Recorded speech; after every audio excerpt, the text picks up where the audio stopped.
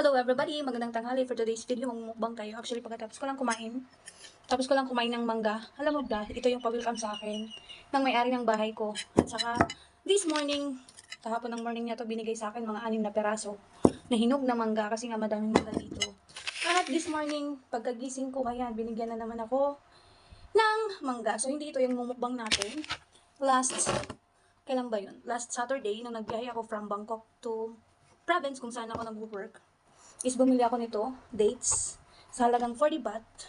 Ito yung itsura ng lagayan niya. Kinain ko na siya. Madami siya ditong laman. So ngayon, 2 na lang yung natira. So yung mukbang ko. Kasi kinain ko siya kaninang morning kasi ang sarap niya. So yung mukbang natin. Mayroong pang buto sa ilalim, sa loob. Ito yung itsura ng buto niya. Kakita ko sa inyo. Hindi ko lang alam kung pwede itong itanim. Ubusin ko na lang to. So yan, mukbang natin ha. Tamis. Sarap.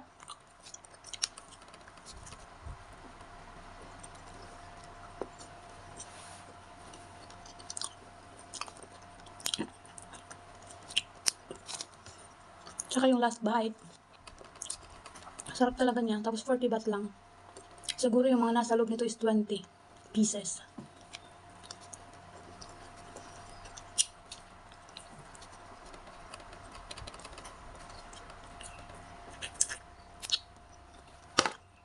So that's it.